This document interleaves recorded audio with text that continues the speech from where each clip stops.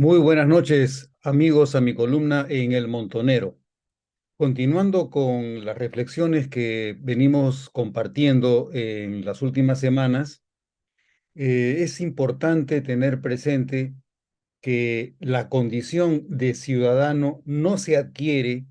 con el otorgamiento del DNI. El DNI es una formalidad en la que, por lo menos desde el punto de vista físico, se asume que todos quienes tienen más de 18 años de edad tienen la condición de personas habilitadas para realizar actos oficiales dentro del Perú. Sin embargo, el hecho de tener un DNI no permite, no habilita para la emisión de opiniones o de juicios que se condicen con las expectativas que tiene el régimen democrático para formarnos opinión sobre el desempeño de nuestros representantes y gobernantes. Nadie niega que en vista de hechos reprobables que protagonizan algunos de nuestros representantes o gobernantes, los cuales ciertamente por su carácter en algunos casos delincuencial causan vergüenza. Sin embargo, más allá de estos actos singulares, porque no son una cuestión masiva, sino puntual e individualizable perfectamente, más allá de estos actos singulares que protagonizan estas personas que no merecen en realidad la condición de representantes, pero la han adquirido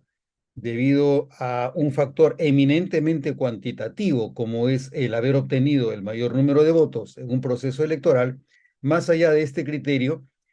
cuando enjuiciamos el comportamiento de los grupos políticos a los que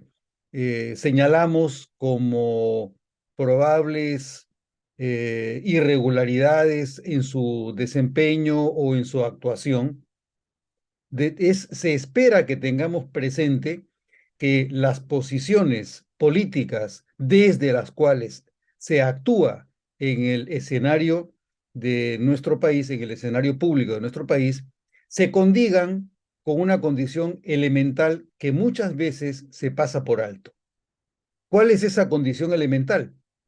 Que cuando los ciudadanos emitimos nuestro voto en un proceso electoral, la emisión de nuestro voto trae consecuencias esperables en el tipo de relación que se produce entre el Poder Ejecutivo y el Congreso.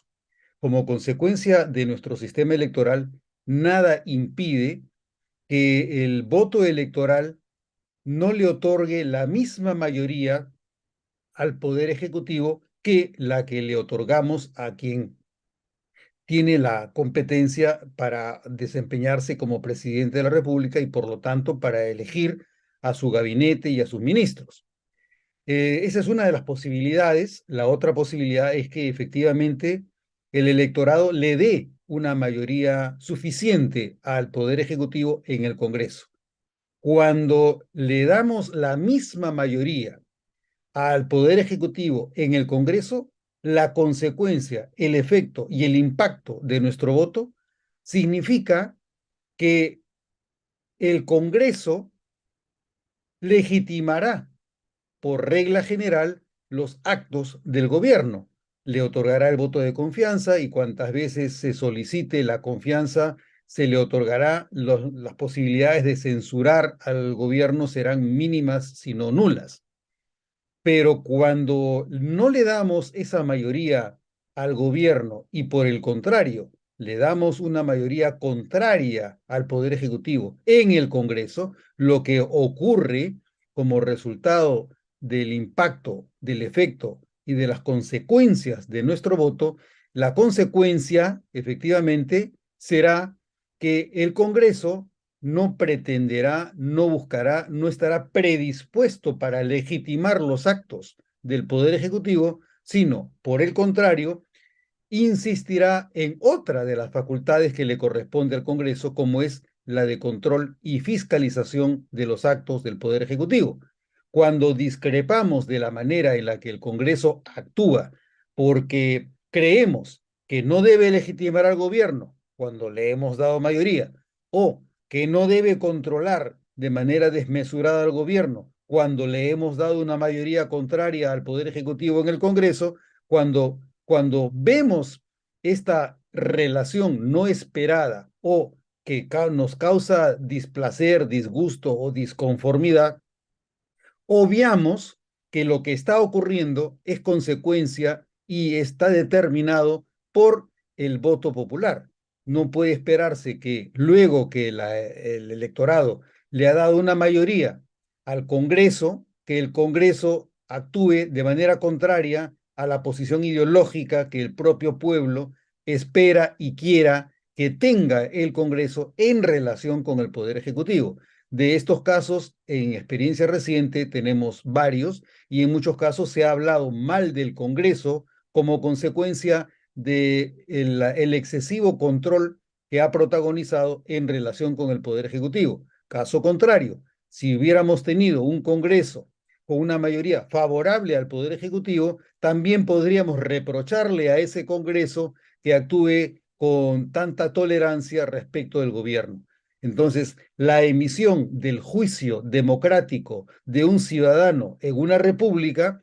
supone que conozcamos que como consecuencia de nuestro voto, este voto es el que va a generar el tipo de relación política entre mayorías y minorías en el Poder Ejecutivo y en el Congreso. Creo que esta reflexión debemos tenerla presente para cuando emitimos un juicio y asumamos que conocemos que el comportamiento del Congreso tiene una lógica que se condice con la que quisimos que existiera luego del resultado de un proceso electoral. Eso es todo por ahora, mis queridos amigos, y nos esperamos vernos en la próxima